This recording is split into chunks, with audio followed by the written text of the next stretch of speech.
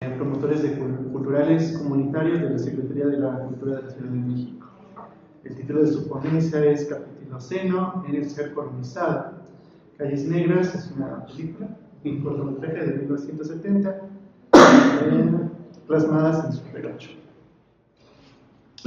Bueno, gracias. Igual agradezco mucho el hecho de estar aquí compartiendo esta experiencia. Y bueno, comienzo justamente con este estudio que estoy haciendo a partir de mi tesis. Como tal se llama la ponencia Capitaloceno en el ser colonizado, Calles Negras, visiones capitalocentristas plasmadas en Super 8. Siguiente.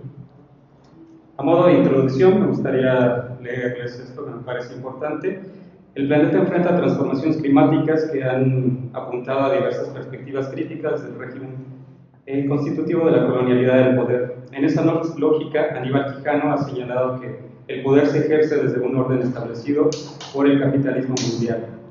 La modernidad, al ser, digamos, la otra cara del capitalismo, van de la mano y están directamente vinculadas con la colonialidad del poder.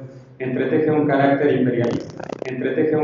imperialista y dependiente de las formas organizadas. En contexto, el ser colonizado es, en cierta medida, una consecuencia de la acumulación ilimitada de riqueza, facilitada por diversas tecnologías propias del capitaloceno, entre las que se pueden destacar la industrialización, el extractivismo, la privatización y la mano de obra barata, entre muchas otras. El siguiente. ¿Qué objetivos me he planteado en esta investigación que he compartido un poco también con mi tesis y con la clase de decolonialidad del doctor Favelo? Primero, abordar la concepción de capitaloceno como una era más clara para englobar y contextualizar la colonialidad del poder. Después, plantear la colonialidad del poder desde el capitaloceno como una era expandida y contrapuesta al antropoceno. Y por último, visibilizar el sentipensar crítico respecto a las ambiciones colonialistas y la alteridad audiovisualizada en el mediometraje Calles Negras de 1970, dirigido por Felipe Tirado. Siguiente, por favor. Gracias. Bueno, hablar de capitaloceno es enfocarnos un poco en edades geológicas de la Tierra, ¿no? Desde el Big Bang, desde que se crea la Tierra.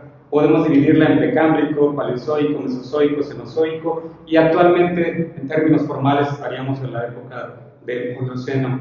Sin embargo, por ahí del año 2000, el químico neerlandés Paul Crutzen hace un estudio muy importante en donde destaca que la era actual, más bien tendríamos que llamarla antropoceno.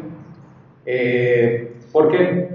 Porque de alguna forma se basa en el impacto del hombre sobre la Tierra, sobre todo en este asunto del dióxido de carbono, de los niveles de dióxido de carbono, que son más o menos para el año 1760, en donde se empieza a encontrar un aumento.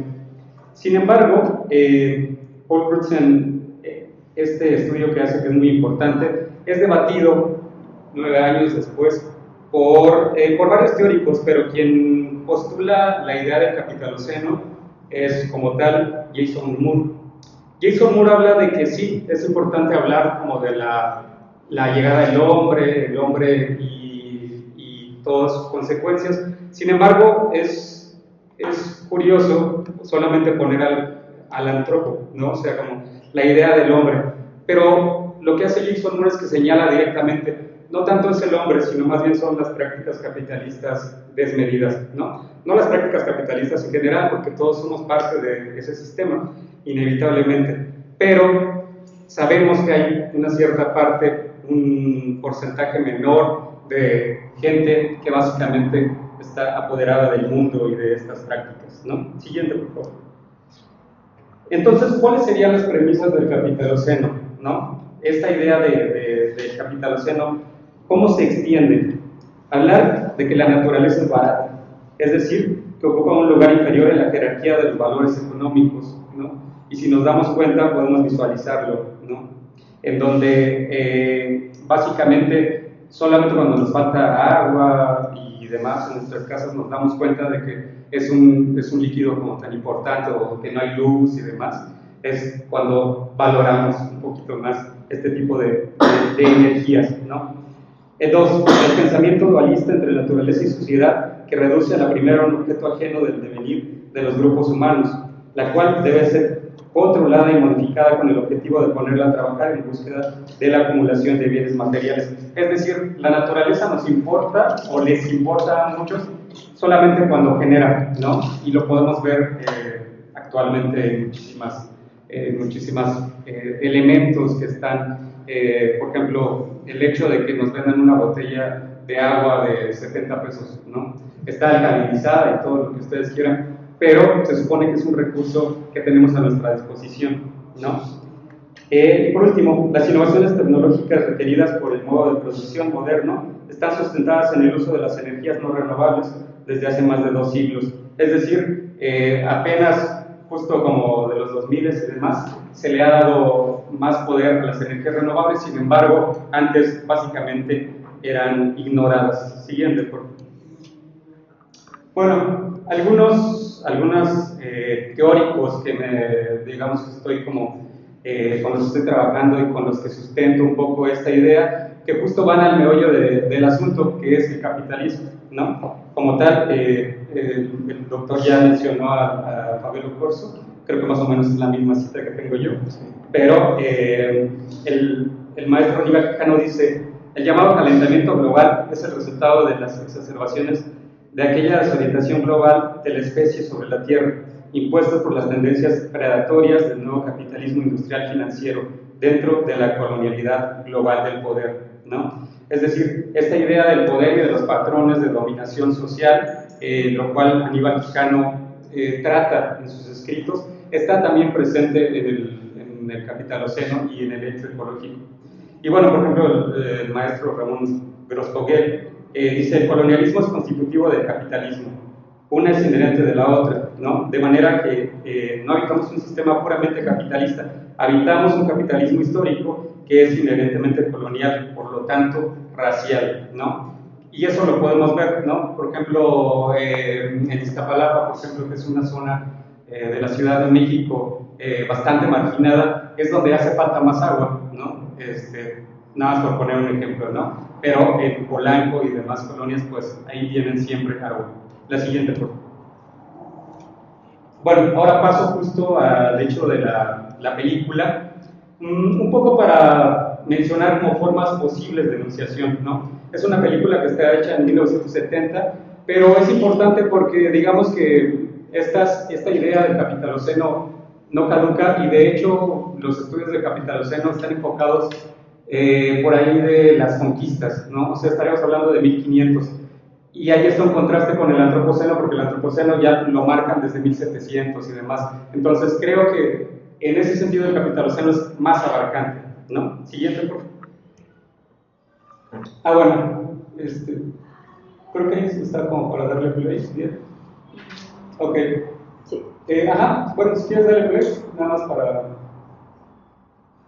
Son algunas escenas de esta película. Esta película está filmada en Super 8, y como les decía, la idea de esta película es un poco hablar del ser colonizado, que sería el ser enajenado, un poquito de esta dualidad, ¿no? Es una película que pertenece a la contracultura en México y que habla de una reacción crítica y de un movimiento juvenil, ¿no? Les leo un poquito mientras pasan las imágenes.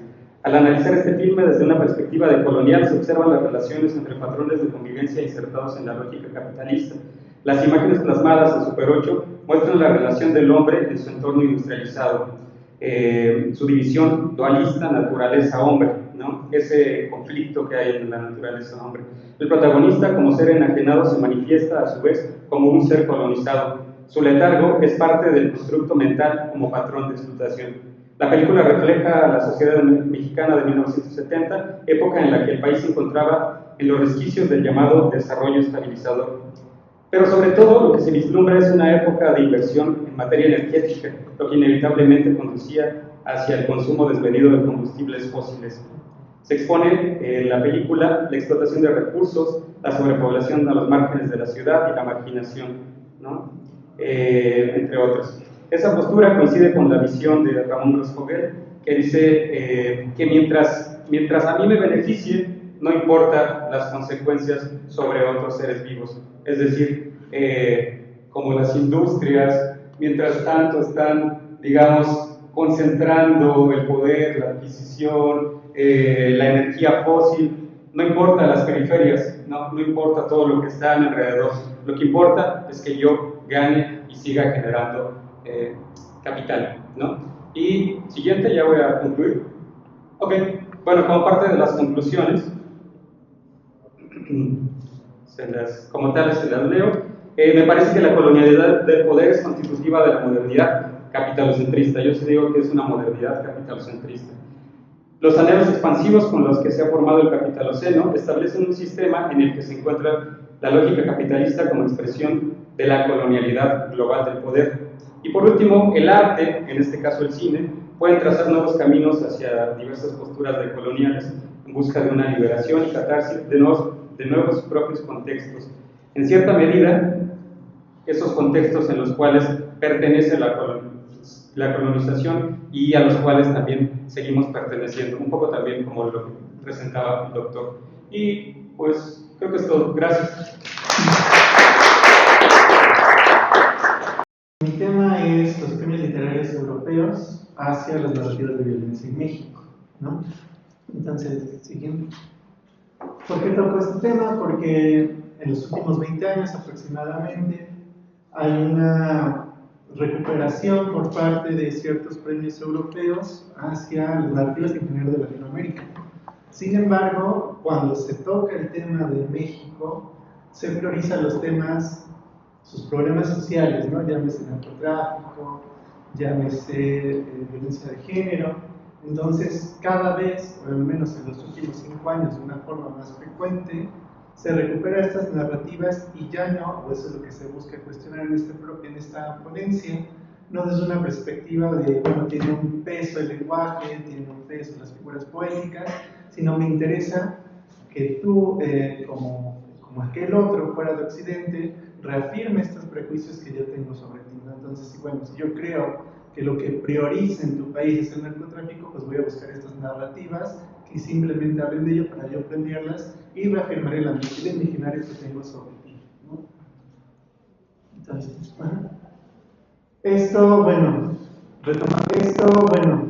retomando algunos de los textos que vimos en clase, se le tocaba al doctor Joaquín Barrientos, que él establece ciertas instituciones que perpetúan ciertos imaginarios o reafirman los procesos coloniales, ¿no? Él menciona 3, que son la universidad, el archivo y el museo, y bueno, creo que puede haber demasiadas otras instituciones que perpetúan este tipo de mecanismos. Yo apuesto también porque el mundo literario es una forma de perpetuar ciertos mecanismos, ya que en la hora de editar se tiene que hacer a un lado, ¿no? Uno tiene que seleccionar qué es lo más representativo o qué es lo que mayor peso tiene para ser publicado. De la misma forma pasa con el premio, y más cuando es un premio internacional. El premio internacional pues estaría buscando qué es lo más representativo de cada país para eso reafirmar lo que está saliendo, ¿no? Siguiente.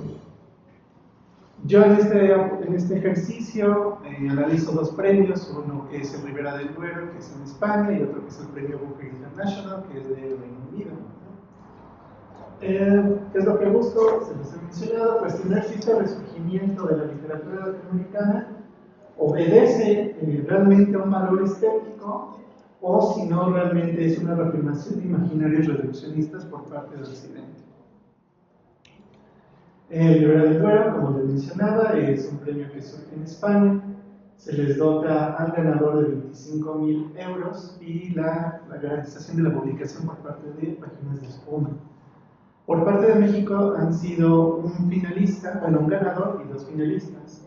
En 2013 fue Guadalupe Nettel con el libro El matrimonio de los peces rojos, y posteriormente los finalistas en el 2022 fue Laura Baeza con Una grito en la noche y Daniel de la Cerda en el 2024.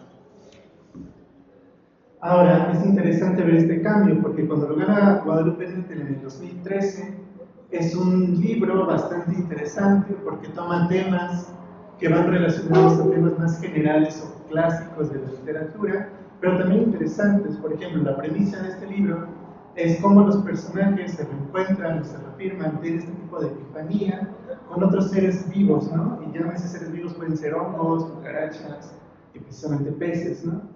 Es un ejercicio temático, hay un juego con el lenguaje, hay un interés por un desarrollo más profundo, que es lo que también se propicia en la literatura. Sin embargo, para el 2022 hay una intención, y esto es un extracto, no de cómo lo hablan otros medios, sino cómo las propias editoriales, en este caso la propia Páginas de Espuma, que está ligada a Rivera del Duero, pues habla o maneja estos libros, ¿no? Para promocionar a Laura Baeza, más allá de que ella hace como una alusión a que es un buen juego de lenguaje que trabaja, pero por primera vez ahí estamos viendo una reafirmación por los temas, ¿no? Por ejemplo, al final leemos, ¿no? Laura Baeza nos empuja a un mundo oscuro, rasgado por fogonazos de violencia, muerte, de pobreza y fracturas. No se cabe recordar que, pues, donde narra es desde México, ¿no? Y los escenarios pues, son de acá, ¿no? De hecho, bueno, una más rápida. También, esto justamente así habla la editorial de ella, ¿no? Dice, esta parte, golpes de boxeo, dentalladas felinas, pobladas desaparecidas, narcosatánicos y amantes, ¿no? Para 2024 yo siento que aquí se deja a un lado lo que puede como dar literariamente el libro y se preocupa más por la temática, ¿no? En esta cuestión lo gana, bueno, es finalista, Dalia de la Cerda, con el libro Me llame junto un corrido. Y bueno, les leo un poco de cómo la propia editorial habla de su autora, ¿no?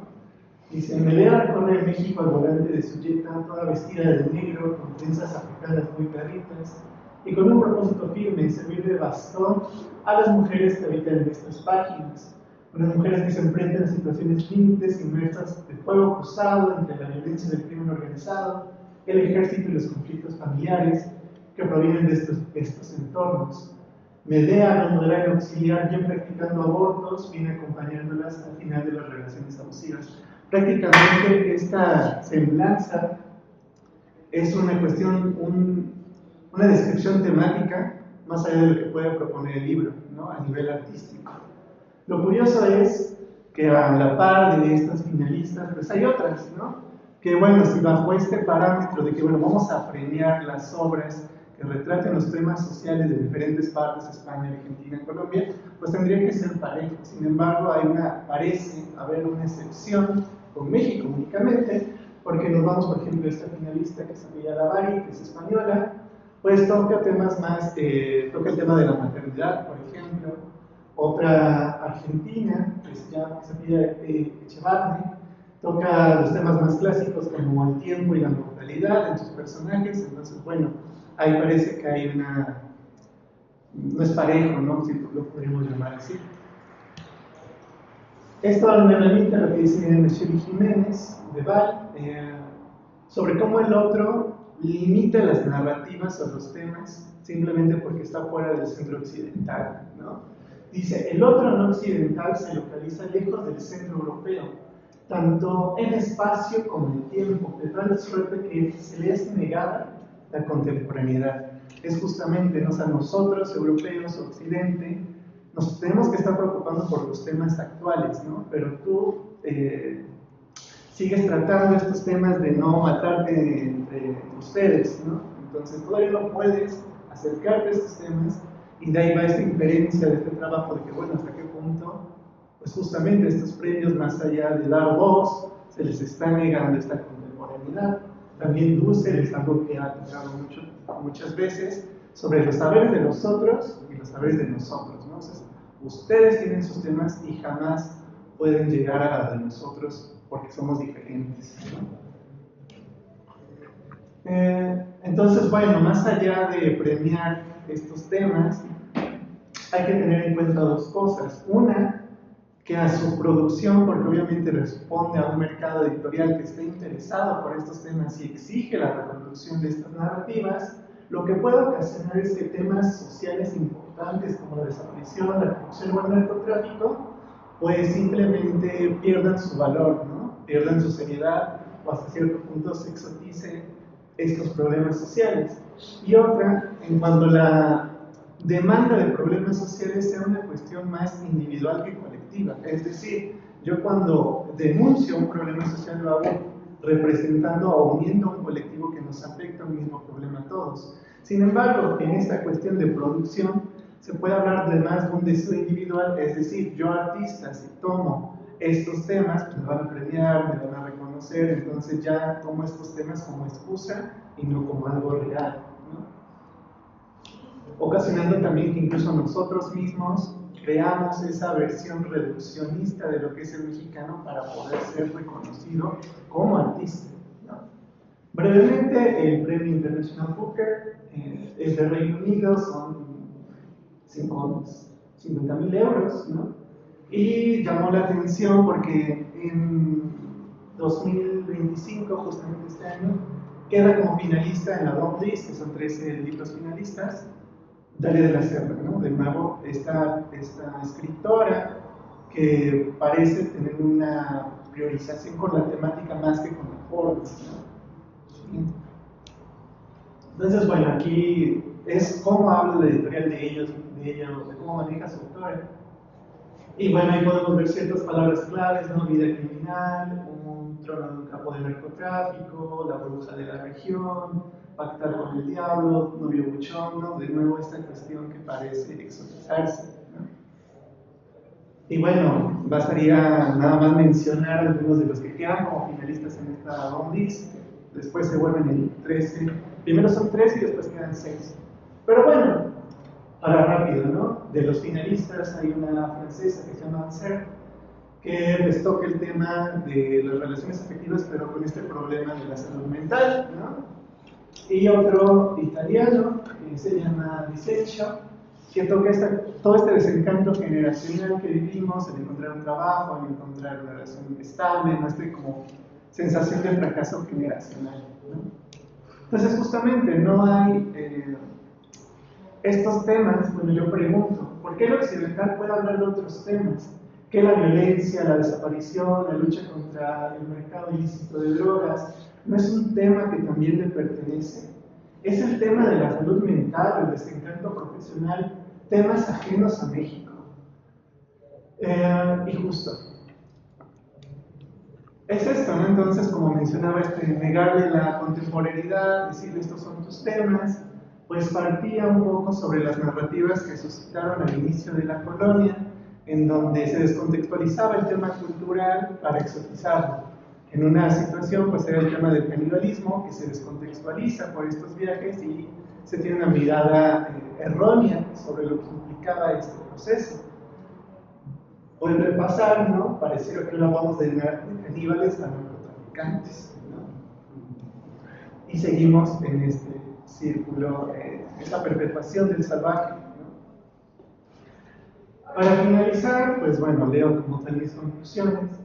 La fascinación por estas narrativas de la violencia en México parece no ser inocente, pues lleva a la fetichización de las tragedias que deberían de estar atendidas y no vistas como un espectáculo.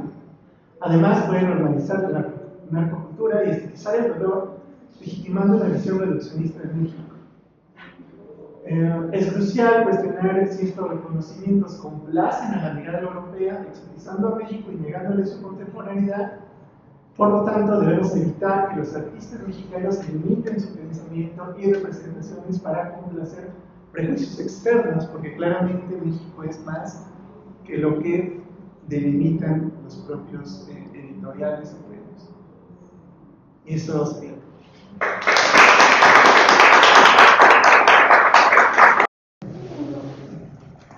Bueno, tengo, no sé si como, sí se me acuerdo, bueno, nos muestra este fragmento de Peli y por supuesto que por el contexto en el que estamos y también en las clases que hemos tenido, pues nos da para reflexionar acerca de esta como violencia al ambiente, todo fruto de, o inclusive del marco, ¿no? de este poder colonial. No sé si lo dijiste como así mi pregunta es, o sea, ¿tú crees que esa obra tenía esa intención? ¿O esto, o la obra nos da estas reflexiones porque estamos en este contexto?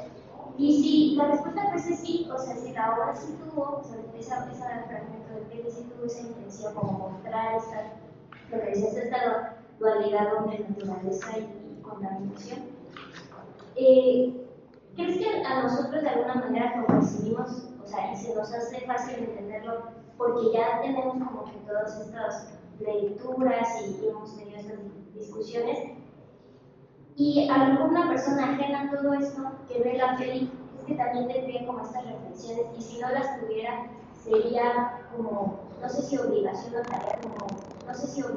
tarea, de la misma película de arte. Como que pienso que a veces el arte sí habla de estos temas, pero de alguna manera es su lenguaje. No sé, a lo mejor está mal dicho así, pero ¿crees que a veces cuesta trabajo también que el público que no está en estas discusiones lo entienda? Y tendría que ser la peli quien lo diga. O sea, yo muestro esto para visibilizar esta parte de la contaminación. Esa es una de mis preguntas. Y la otra es para el compañero, que hablaste acerca de esta propuesta de producción cultural periférica con la hegemónica, ¿no? Me gustó como que descifrando de alguna manera, identificando estas como, yo creo que a veces le agregabas un nivel, ¿no? Y explicabas por qué. Solo mi duda es, ¿no crees que remarcar que es contrahegemónico al final es una manera de no soltarlo hegemónico? O sea, como entiendo que estas producciones culturales periféricas, pues, dicen, no es una manera alterna, es una contrapostura, ¿no? A todos estos cánones que se han impuesto en la cuestión del arte y la cultura. Y mi duda sincera es esta, ¿no? Al momento que dices es contrahegemónico, y dices un choque con el otro, ¿no que es como que repetir ese como, inclusive ese discurso algo un poquito violento, ¿no? De que va en contra de, pues es una manera de no soltar esa parte, o sea, como que no hablo de no ignorarlo, sino más bien, o sea, en vez de que sonara como positivo, suena como que siempre hay que ir en contra. Esas son mis preguntas. Sí. Bueno, ¿hay alguien más que quiera? ¿Ahora? Sí. Ok. Bueno, me gustó mucho la mesa porque pienso que se puede entramar algo entre las 4 ponencias, porque finalmente se habla de capitalismo y de colonialismo, ¿no? Que pienso que son 2 afectaciones muy fuertes para México y en general América Latina. Y pensaba en esta palabra que mencionabas, sobre capitaloceno, ¿no? Que parece que se mueve del antros al capital, ¿no? Al antropo, al capital.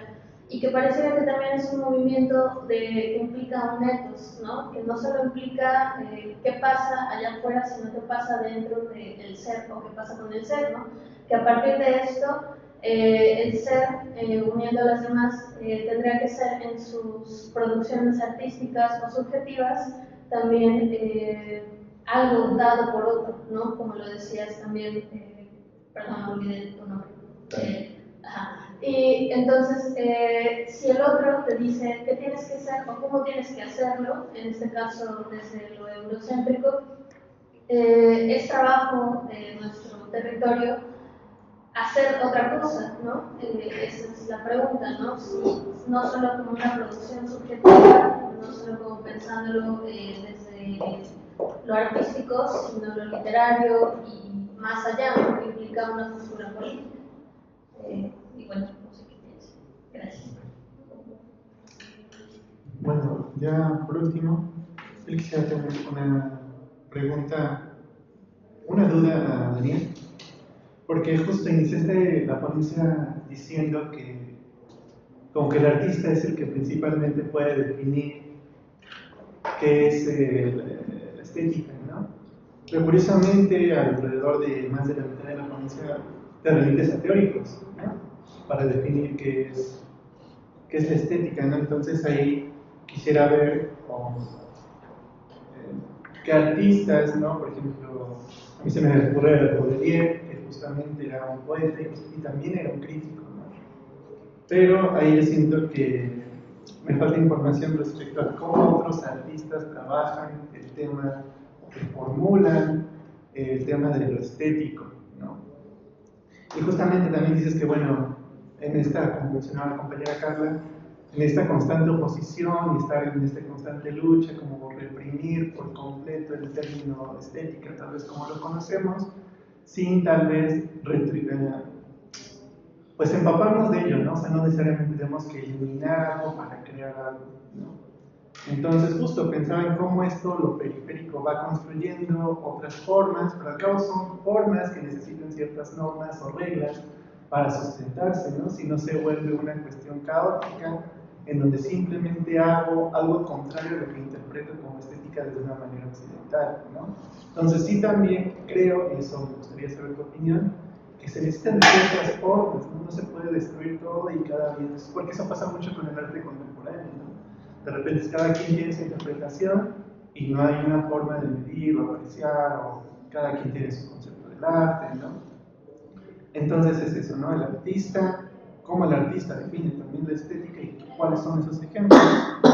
Y luego, pues, ¿qué piensas sobre que no es necesariamente incluso pues seguirnos sirviendo de toda esta tradición, ¿no? Obviamente con otra postura, como lo hemos visto en ponencias, más crítica, pero no necesariamente tirar todo cimiento. Tengo una pregunta para el doctor. Un poco ampliando, de hecho, la pregunta que me hace Carla, le preguntaría a usted cómo mira o cómo observa esta idea del cine con una mirada de economía, ¿no? Y pues contesto a Carla. Es muy curioso, tuve la oportunidad de entrevistar al director. Esta obra la hizo, bueno, esta película la hizo cuando tenía 19 años. Estaba por pasar a la facultad de psicología y eran los 70, ¿no? Es importante el contexto porque había una lucha, venían del 68, había una idea de cambiar el mundo de alguna forma, ¿no? Entonces, en este cortometraje plasma muchas cosas. Yo mostré algunas, pero también habla de la televisión, de las drogas, del alcohol, que son cosas que a ellos como generación les estaban tocando. Y él me dijo que sí, que era su intención mencionarlo, ponerlo, ¿no? Y en ese sentido, no sé qué tanto su intención mayor era que el público o quien viera esta película se identificara, pero partió con la idea de él mostrar su realidad, ¿no? Entonces creo que ahí hay como puntos en donde de pronto uno puede decir, estas imágenes que me enseñan de los basureros, ahorita si lo pones con una cámara moderna, están de todas formas, ¿no? Entonces es súper contemporáneo, ¿no? Y en ese sentido creo que podemos hacer una conexión actual, ¿no? Porque como tú lo mencionas. Y creo que más o menos. Bueno, el comentario es más comentario, ¿no? Que me parece como muy pertinente. En algún momento yo también trabajaba un poco con esta idea de la colonialidad del ser cuando estaba escribiendo y no la mencioné como tal, pero sí, como bien dices, el ethos, y esa, digamos que es la forma en la que se entrelaza, ¿no? La colonialidad del poder y esta idea de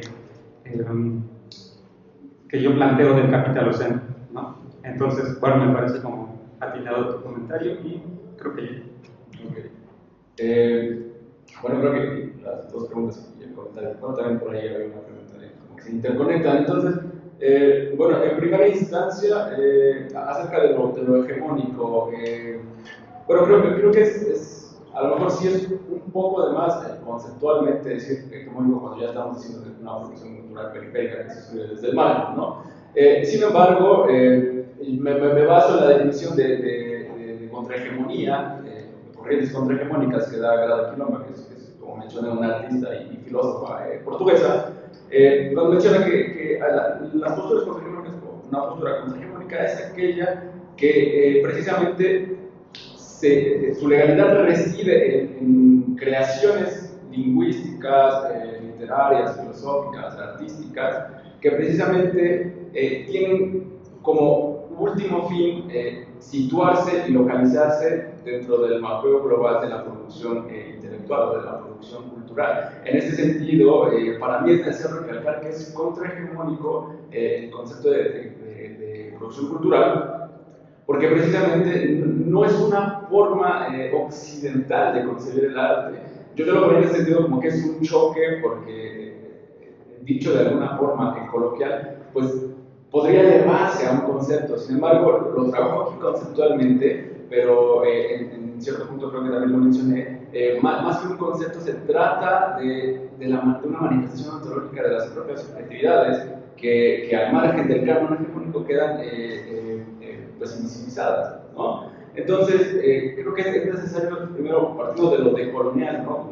Como acá, aquellas formas que tratan también de situarse dentro de un margen de pueblos invisibilizados por la expresión de la raza, desde el encuentro o desde la colonia, y llegar hasta un punto contrahegemónico, porque precisamente, como decía, es esto hegemónico que está aquí arriba con mayúsculas y que es verdadero, lo que da paso a que exista o a que yo proponga este concepto de producción cultural. Entonces, en ese sentido, si no hubiese algo hegemónico, no habría algo que está siendo dominado, y viceversa, ¿no? Si no hubiera algo dominado, no habría una dialéctica en ese sentido. Para que pueda existir la producción cultural periférica de forma conceptual, necesita esa dialéctica de estar volcada hacia algo. Es como la intencionalidad de la conciencia, pero en ese sentido tiene una doble intencionalidad, tanto la intencionalidad de ir en contra de aquello que tiene impuesto y la intencionalidad de reafirmar y manifestar su propia ontología, su propia existencia a través del cuerpo propio. ¿No? Va un poco por ahí la idea, no sé si con eso queda más o menos resuelta la duda. Por otro lado,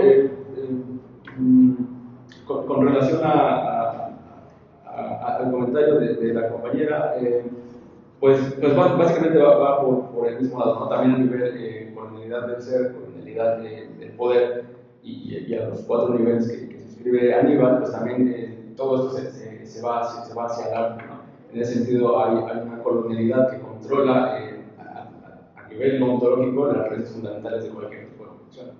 En ese sentido, hegemónicamente pues, siempre va a haber un canon, pero a ese canon da pauta o da raíz para que puedan crecer diferentes manifestaciones de subjetividades alternas, en el sentido, ¿no? Que es un proceso meramente ontológico que tiene que ver desde la existencia del ser, ¿no? Bueno, desde el pensar de la existencia del ser, quiero decir. Y la otra pregunta que, si no me equivoco, se divide en 2 partes, que es algo así como la cuestión de por qué el artista puede hablar del arte o de la estética. ¿Qué ejemplos hay? Y la otra parte era... si es necesario siempre destruir todo, ¿no? Bueno, de entrada, más que, a lo mejor lo dije como una aseveración, pero más que eso era como un cuestionamiento, ¿no? Es como volver un poco a Protágoras y preguntarse, bueno, cuando quieren construir un navío, pues se llaman los mejores ingenieros, cuando quieres que alguien te arregle unas sandalias, vas con el zapatero. Entonces, en ese sentido yo pregunto, entonces, cuando se habla de arte, de estética o de la experiencia de lo bello, ¿no será acaso el artista uno de los seres más próximos a la belleza, puesto que se encarga de crear obras que proporcionen experiencias de lo bello? Es más un cuestionamiento que se trata de afianzar ya conceptualmente con la producción alterna a formas distintas de las canónicas que conocemos, ¿no? Suscritas con mayúsculas, ¿no? Las bellas artes están enumeradas incluso, ¿no? Y no pueden entrar más de eso, todo lo que está fuera de ese margen no entra. Entonces, en ese sentido, primero, ese es como un juego de lenguaje para poder entrar a la discusión. ¿Me explico?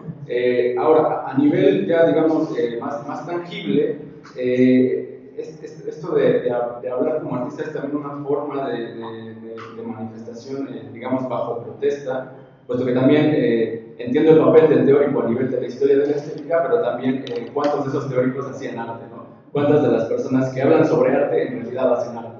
Entonces, en este sentido, yo desde mi propia existencia, y por eso un poco también la semblanza de MC poeta, porque yo soy poeta, soy alguien que hace letras y que de cierta forma comprimo la belleza en ese formato y considero que que tal vez podría ser de una persona apta para hablar de la bestia, más allá de una teoría pura, sino también a través de la producción, del ergo, que es lo que llamaban los griegos, ¿no?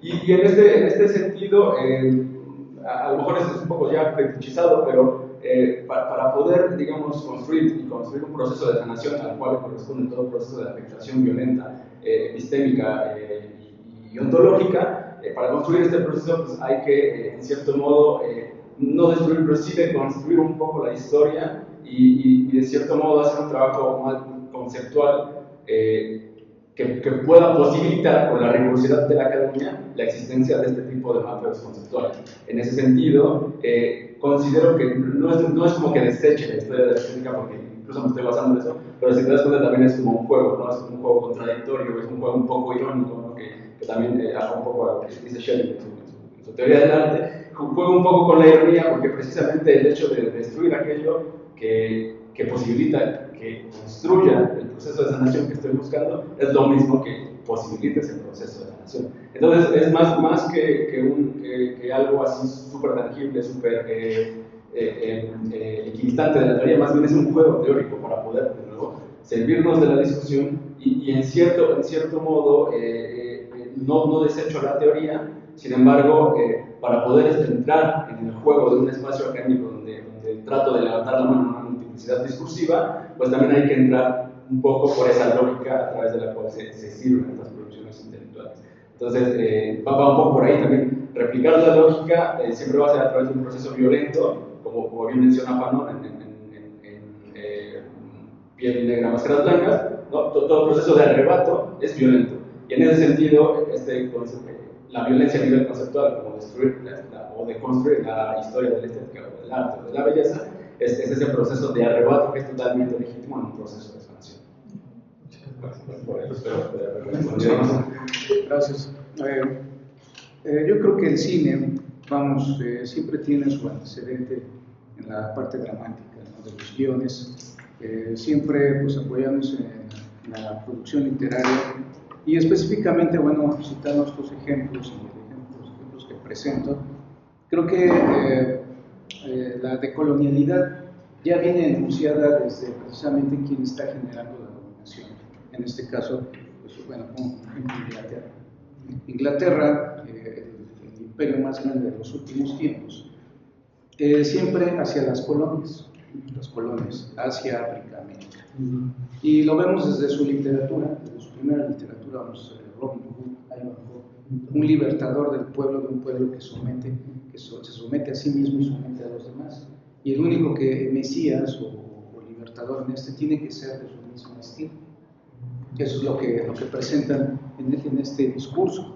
Por otro lado, pues actualmente creo que el principal vehículo para la difusión de estas ideas de la colonialidad es precisamente la ciencia ficción. Es el mirar a qué es lo que nos vive. Pero no una ciencia ficción utópica, como la vemos en la literatura de los siglos XVI, XVII y XVIII, sino más bien distópica, de mundos que ya están fracturados, deshechos, destruidos, donde la humanidad ya está sobreviviendo, ya no está viviendo, está sobreviviendo. ¿Y qué es lo que le espera al ser humano? Tenemos pues, cualidades principalmente de individualidad y de soledad, y así lo vemos ejemplos muchísimos que son sobre esa misma enunciación. Por ejemplo, ahorita recordé esta de Paul Verhoeven, la de Invasión, la llegada de extraterrestres que invaden la Tierra y quieren colonizar la Tierra para hacerse de los recursos y etcétera, ¿no? ¿Y qué surge aquí?